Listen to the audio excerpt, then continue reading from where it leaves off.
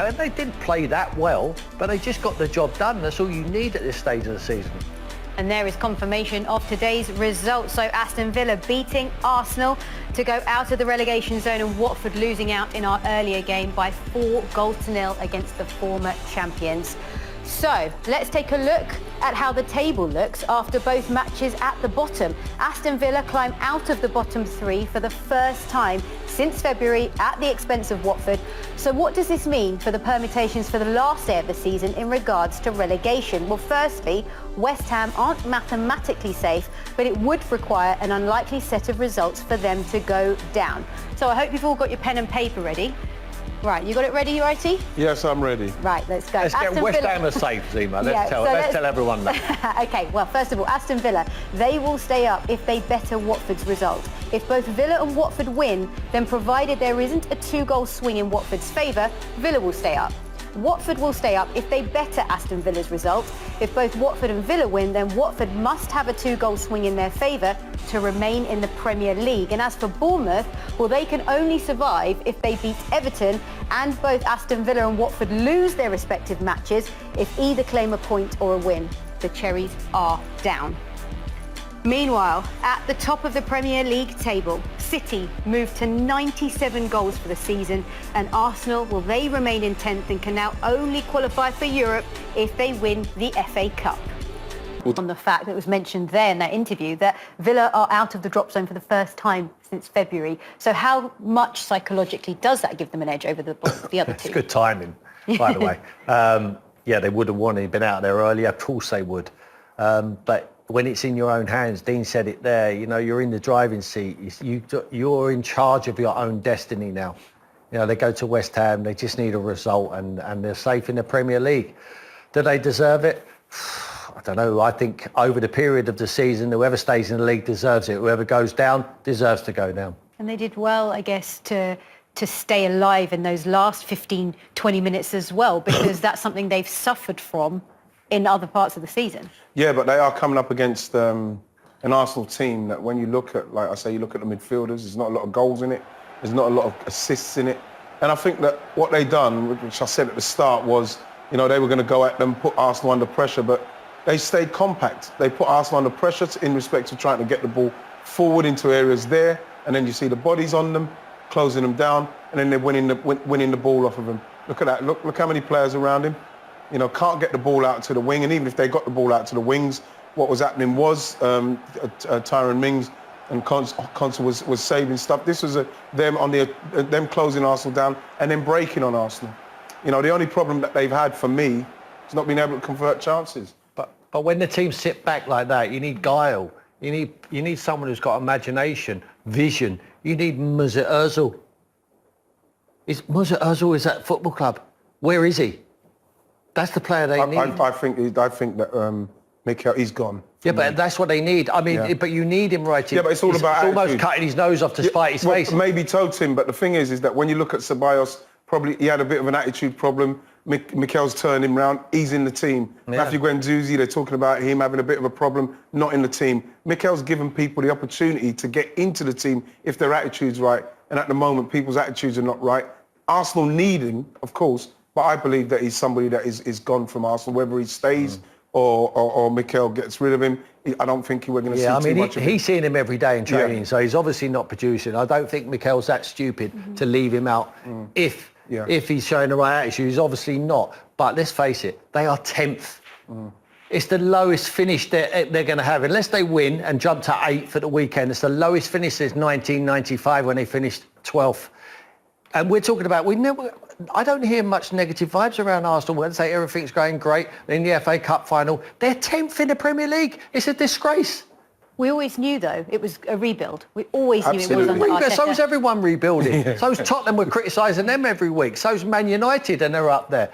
Chelsea's rebuilding. Can't let them off the hook. But the thing about it is they've got to rebuild and win. We've got a new manager, took over at one of the most crucial times in the season, in and around Christmas.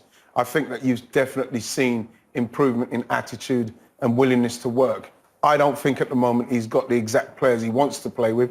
Whether or not he gets the backing that he's going to need. He says he's in touch with the top boys, with the owners. I believe that he is. I think that he's somebody that, with time, will probably get Arsenal to where they are. He's a couple of players short of that. But, like, he's got the backing of everyone. And he's shown what he is capable of bringing out of these players in recent results. Well, yes, in recent results. But then again, it's, Arsenal's problem is creativity.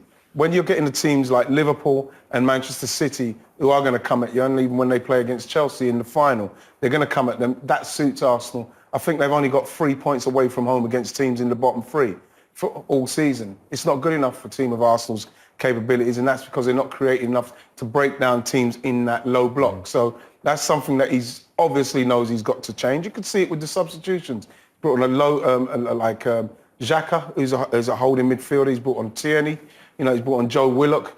He's brought on players that really didn't affect the game today as much as Tierney got down there. But that's just what he's dealing with at the moment. And I think that the fans will have patience with him because they know that he's on the right track.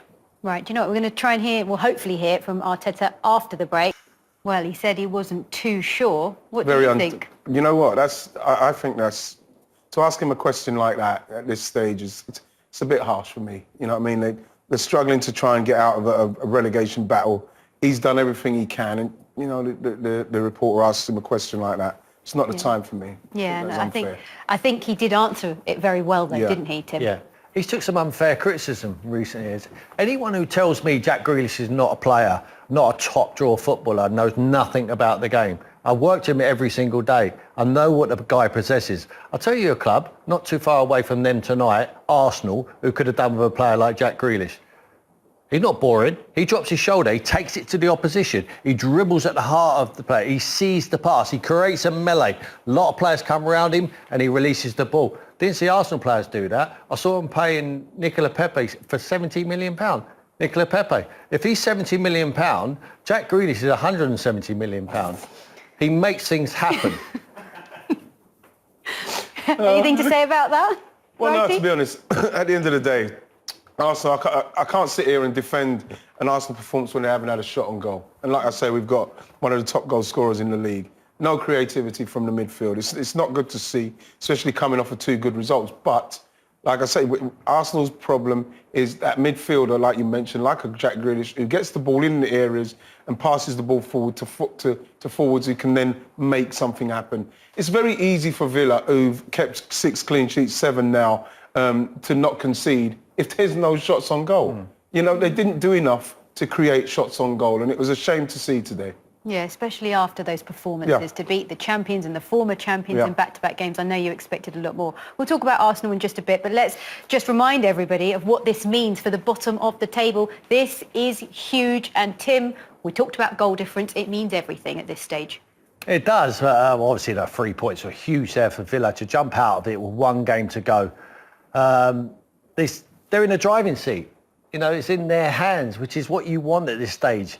I mean, Bournemouth need all sort of permutations now, for them to get out of it. They need Villa, they need Watford to drop points. West Ham, let's get it straight, they are safe. It'd be a mathematical impossibility, in my opinion, for them to get relegated with the goals they've got. But Bournemouth, they need a Houdini act. For me, I think Watford will pick up points, especially if Arsenal turn up like they did today. And Aston Villa against West Ham, I think they'll play out a draw there. I think, not intentionally, obviously, but I think it'll be a well-fought game. And they're very evenly matched, them 2 sides. So for me, Bournemouth and Watford will get relegated. How does it look to you, Righty? Well, I think that West Ham and Villa will be an interesting game. I think this will turn out to be a very big game for Villa because West Ham have got a kind of a head of steam at the moment. Mikel Antonio's playing very well. They'll fancy that game. Villa, they know they've got to get something out of it, but we've seen Villa can make mistakes. Obviously, Arsenal didn't force them into one tonight, but I think West Ham are the kind of team probably will force them into a mistake because they've got forwards and players who will attack Villa better than Arsenal did today. So I think that's going to be quite an interesting game, that one. Well, what a final day it will be, something to look forward to. Let's talk about the goal, Tim. 1-0, Trezeguet. It was a good finish. I mean, first and foremost, let's enjoy the strike. Defending wasn't great, but what a finish. It comes at him quickly. He's got to time it. He's got to watch the ball right onto his foot and he smashes it into the back of the net. It was Ian Wright style. I think that he's got far too much time there. I'm not happy with Cedric Suarez there. I think that once he gets past here, he's just got to be flying out there. You know, Martin Keown style, Tony Adams style. That's what you got to do. You know what? Even David Luiz. If David Luiz, he flies out. He gets out there quicker. He doesn't get out quick. You know, and it's the kind of strike that you just hit the target, and it's going to be very hard for the guy, Emi Martinez, to get anything on that. Who's been magnificent for us, to be honest. But it's so important to win the first header on the corners, and it was Mings who got away from Aubameyang, and he almost fooled him into it. We see him here, like sucking him in. Like talking to him. Can I have his shirt? Trying to distract. Well, look at your shoes. Look at my shoes. Oh, I'm gone. Now I go. Now I'll get the march on him. Now I can get the first header. Then Trezeguet can slam it into the back of your net, and then you won't have a shot at goal in the whole of the game, and you'll lose the football match. If you are Arteta, you're going to be furious at this, aren't you? Well, we're Aubameyang. The problem I've got with that is that for the tallest player on the pitch, on their side, I should say, maybe not on the pitch, is being picked up by a forward. And I think that a forward can easily be tricked into, taking your mind off of what's going on. Because the thing is, Aubameyang's looking at him. He's not even looking when he's ready to take the corner, which a defender would be. He'd be side on. Aubameyang wasn't side on. He's talking to him. He's obviously said something, and that's, bam, he's gone. That's the kind of thing what happens. And that's the difference. The little touch on his head, Trezeguet finished it really well, and that's cost Arsenal tonight. Well, let's find out.